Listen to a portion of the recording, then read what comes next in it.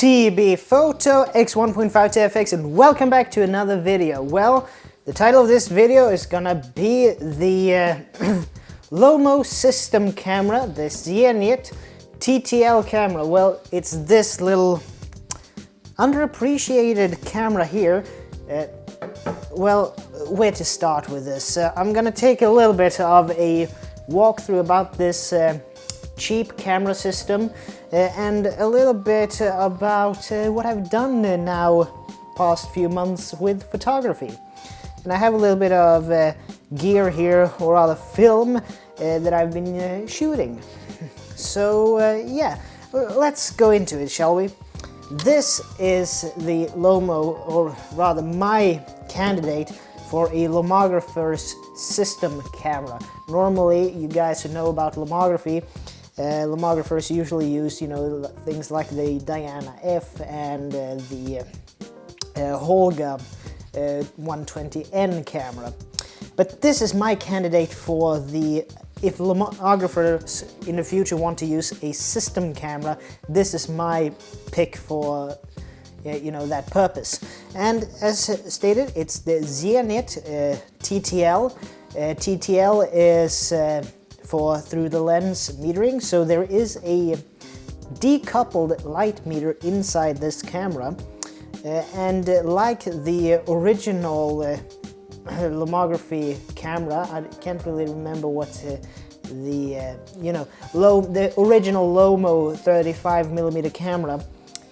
It was produced in the Soviet Union by Lomo, and this is also a made in USSR camera. But this was a little bit special because before this, I think the previous model was called the Zenit EM or something like that, and it had one of those calculator or pocket calculator photo cells or sun cells or whatever you want to call it up here. So that was the type of meter, and you had the metering up on the top of the camera instead, where you read the lights.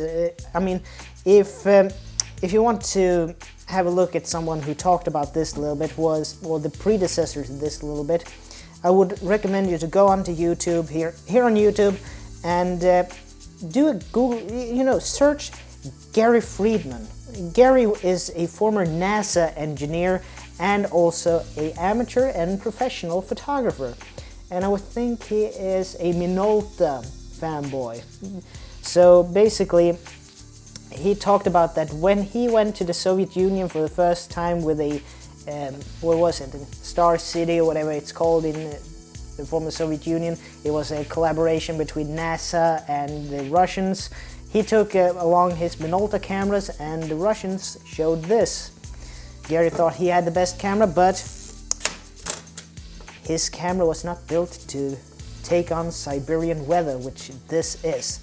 But anyway, why would this be a contender for a Lomo system camera? Well, first of all, it has the M42 screw mount, so it doesn't really have a real bayonet fitting at all. It's a, you know, it's threaded, so you just screw the lens on it, which is kind of lo-fi in my opinion. And M42, you basically have a abundance of M42 lenses for all kinds of makes. When I bought this, it actually came with a Fujinon 100mm, but then I went into a Red Cross thrift store and I found this Bamiya C-Core 2.8 50mm. So in essence, this can be quite the international camera setup. And as I said before, it has a decoupled you know, light meter, so you put in your ASA or ISO up here, and you know, you have manual, advance, and so on, built to take on Siberia, and it's everything you need, nothing you don't need. I mean, this camera has, on the side here, it has a self-timer, you have a cold shoe up top with a center point, so you can use flashes with it, and you also have a PC port. So yeah, but if you want to use flash, the maximum sync speed or flash sync speed with this camera is 1/30th of a second, so a little bit slow maybe, but it works. Yeah, aperture, it's dependent on the lens that you have on it. This Mamiya Secor 50mm, it's what is it, 2.8 to 16. So yeah, you know, the shutter button has threading in it, so you can lock it down like this. This will also lock the meter on, and yeah, you can take, you know, with a cable release, and yeah.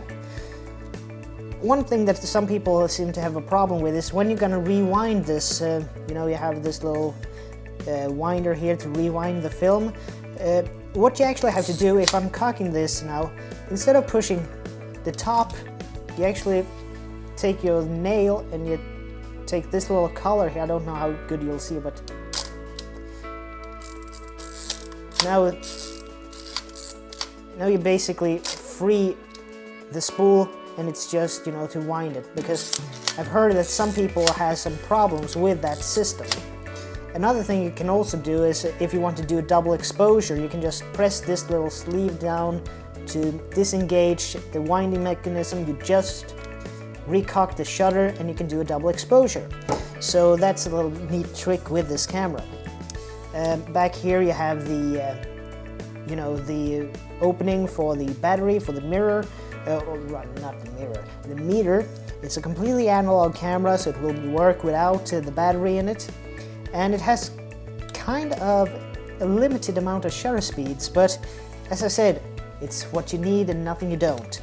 So it goes from bulb mode, 1/30th, which is the flash sync, 1/60th, 125th, 2/50th, and a 500th of a second. So pretty good, and maximum ISO or ASA is 500. So yeah, kind of a nifty little camera. But a little bit now what I've been used this to. I'm going to show you some pictures with this video about some pictures that I took around town. And also when I was at school, you know, I went by train almost every day to Uppsala, which is about an hour by train from Gävle. I took this camera along. It fit right down in my school bag because it's a little bit more compact in my opinion. And the films that I used was, I got this, you know, a promotional Kodak Color.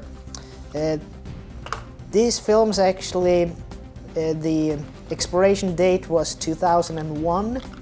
So yeah, it's expired film. And I wanted to buy from China, I think it was.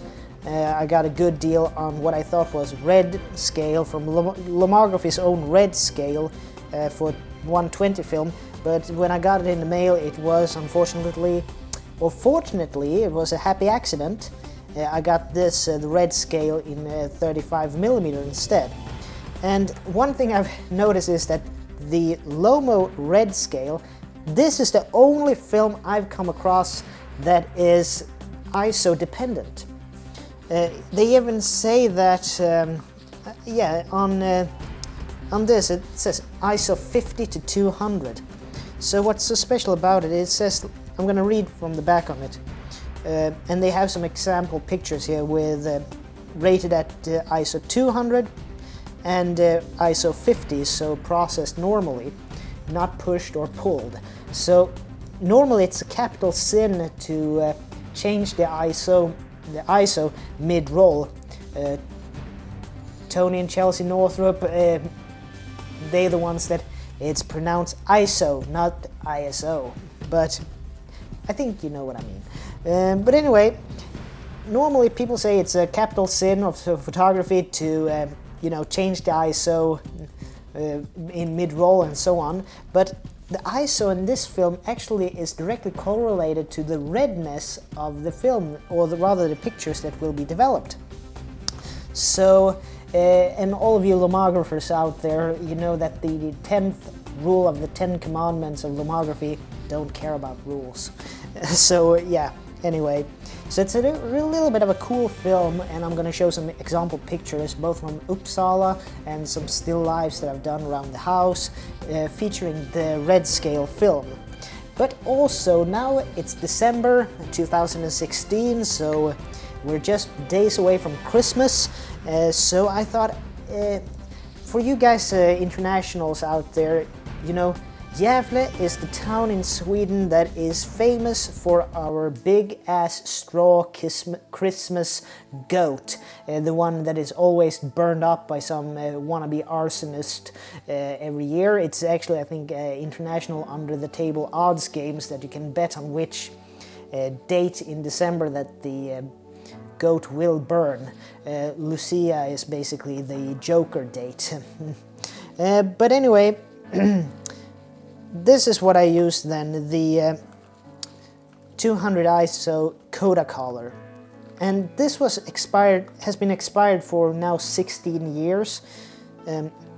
It's 24 exposures, and this is a little bit, what I really liked with the pictures that came out from this film was that they have a very, you know, aquarelle or pastel-like painted look to them, which I enjoy immensely. And also, the red scale, for instance, when I went to the train station, since it's December and this is the cold white north, we basically, at 5 o'clock in the morning, 6 o'clock in the morning, it's pitch dark outside, but doing a long exposure, doing a little bit of experimentation with bulb mode and so on with this camera, and that it is a fairly fast lens, the 2.8, I will show you some pictures, dark pictures, but from the train station. And keep in mind, I am editing this in Pinacell Studio, and Pinacell Studio I found out is has a very poor ability to render pictures from that has been processed in Lightroom. When I'm using Lightroom 6 to process my negative pictures after I've scanned them, and the resulting JPEGs, I have realized that Pinacell Studio has a little bit of a difficulty rendering in a way that is accurate. So I'm going to put a link to my website below and the specific gallery where these pictures are hosted in. So yeah, so have a look there and you will see a more accurate representation. One thing that is a little bit funny here is it says on these boxes, Kodak official film of the Olympic Games. Yeah, this camera, the Zenit TTL, for all your Zenit anoraks out there, excuse me, for all you guys who are Zenit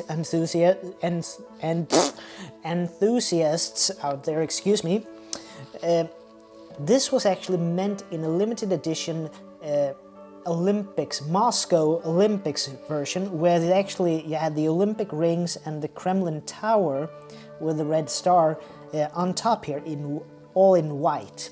You know, so that's basically the most sought after Zenit TTL camera out there. But anyway, I've actually processed all the film I've used. I've processed myself. It's C41. So I bought myself a Tetanol kit from a Swedish website. I will give you the link down below, photax.se. And it works brilliantly with both 35 and 120 film. So I'll give you a little bit of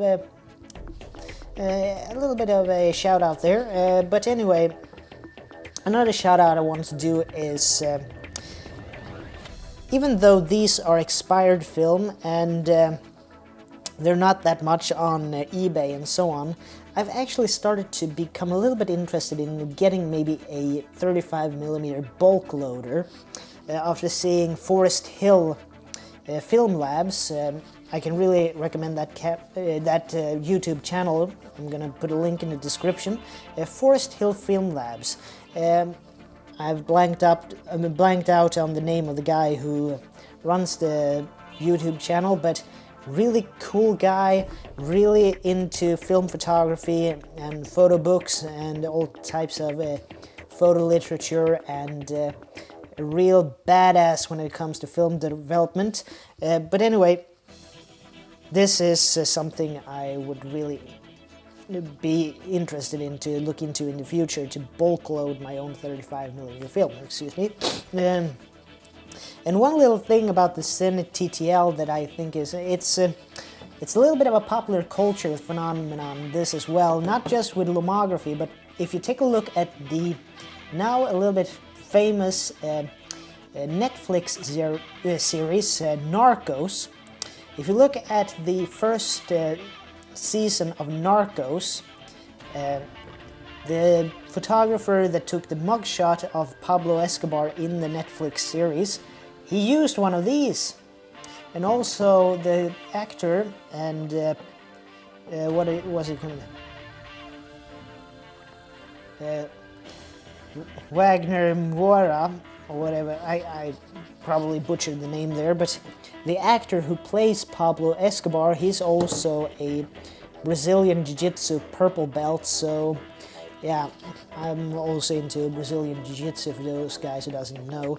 But anyway, this is famous now from the TV series, or rather Netflix series Narcos, so a little bit of a happy coincidence there as well.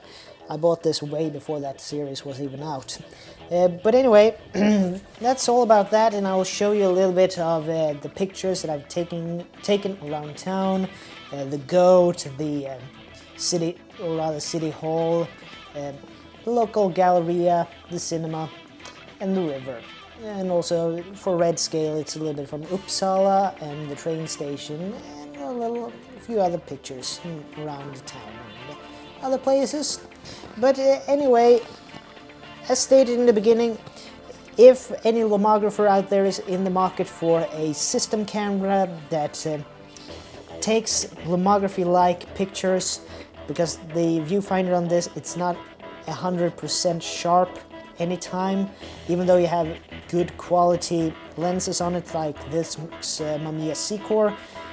This camera will be a little bit finicky when it comes to getting everything in pin-sharp focus. It's not really meant to get pin-sharp focus, so it really gets you that classic Lomo vibe to all the pictures.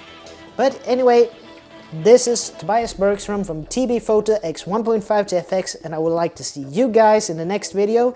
And as you're supposed to say in this YouTube malarkey, please like, share, comment, and subscribe. So take it easy.